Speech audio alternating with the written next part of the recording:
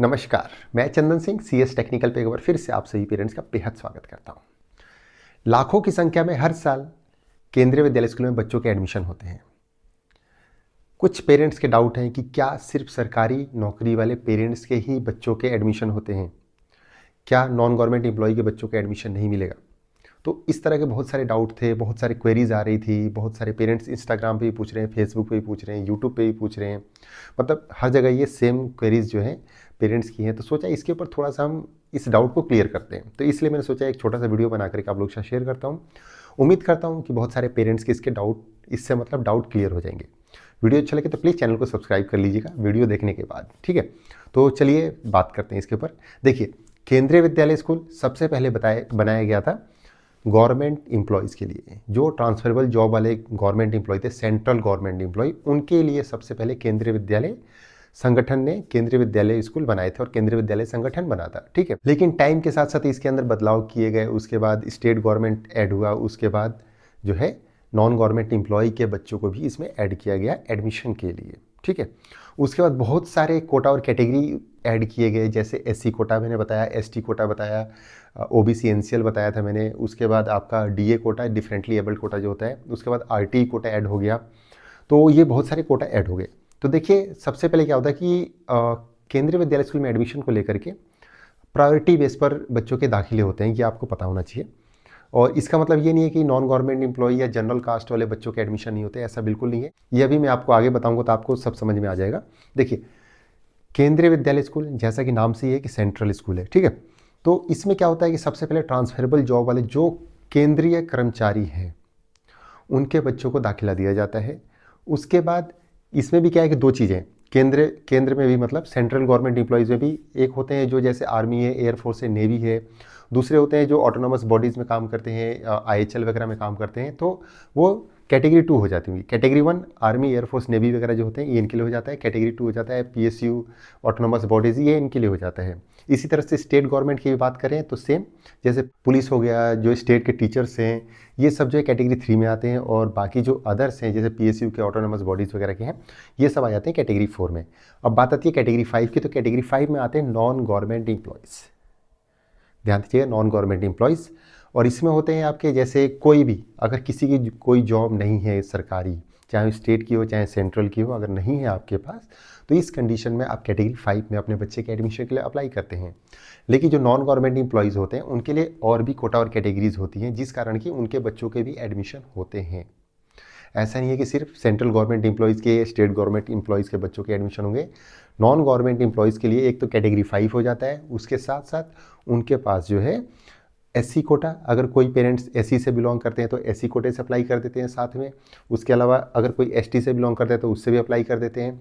अगर कोई parents OBC NCL के अंडर में आते हैं और उनके पास सर्टिफिकेट्स हैं तो वो ओबीसी एनसीएल से भी अपने बच्चे के एडमिशन के लिए फॉर्म भर सकते हैं, यानी कैटेगरी 5, और साथ में आपके ये कोटा लग जाते हैं। उसके अलावा अगर कोई बच्चा स्पेशल चाइल्ड है तो आप उस बच्चे के एडमिशन के लिए भी आप डीए कोटा, डिफरेंटली एबल्ड कोटे से आप एडमिशन के लिए अप्लाई कर सकते हैं। और अगर आप बीपीएल के अंडर में आते हैं और आपके पास अगर बीपीएल कार्ड है या बीपीएल सर्टिफिकेट है, तो आप अपने बच्चे के एडमिशन के लिए आरटीई यानी राइट टू एजुकेशन कोटा के तहत अपने बच्चे के फ्री एजुकेशन के लिए आप केंद्रीय विद्यालय स्कूल में अप्लाई कर सकते हैं। तो यहाँ पे हमने बात कर ली एससी की, एसटी की, ओबीसी की बात कर ली। अब बच गए जनरल कास्ट वाले। तो जनरल कास्ट वालों के लिए भी जो है यहाँ पर एक है ईडब्ल्यूएस सर्टिफिकेट। अगर आपके पास ईडब्ल्यूएस सर्टिफिकेट है, यानी कि आप अगर इकोनॉमिकली वीकर सेक्शन के अंडर में आते हैं और आपके पास अगर ईडब्ल्यूएस सर्टिफिकेट है, तो आप अपने बच्चे के एडमिशन के लिए भी आरटीई कोटे से अप्लाई कर सकते हैं। यहाँ पे क्लियर हो गया कि ये ज़रूरी नहीं है कि सिर्फ गवर्नमेंट एम्प्लॉयज़ के बच्चों के ही दाखिले होंगे। नॉन गवर्नमेंट एम्प्लॉयज़ जो भी हैं वो कैटेगरी 5 से अप्लाई करेंगे। यहाँ पे सेक्टर चेंज हो जाते हैं। अगर कोई आईएचएल या प्रोजेक्ट का केवी होता है तो वहाँ पे कैटेगरी 6 हो जाती है, वो एक अलग चीज़ है। तो वो मैं अभी आपको आगे बताऊँगा, जब अगली वीडियो लेकर के आऊँगा, वो अलग एक विषय है, ठीक है। तो गवर्नमेंट एम्प्लॉयज़ के लिए कैटेगरी 1 2 3 4 है, नॉन गवर्नमेंट एम्प्लॉयज़ के लिए कैटेगरी 5 हो जाता है। कैटेगरी 5 के साथ साथ आपको आपका कास्ट के हिसाब से आपको कोटा मिल जाता है, जैसे एससी कोटा हो गया, एसटी हो गया, ओबीसी एनसीएल हो गया, और राइट टू एजुकेशन कोटा अगर आप बीपीएल या ईडब्ल्यूएस के अंडर में आते हैं। तो जिन पेरेंट्स को ऐसा भ्रम था कि सिर्फ गवर्नमेंट एम्प्लॉयज़ के बच्चों के एडमिशन होते हैं, तो ऐसा नहीं है।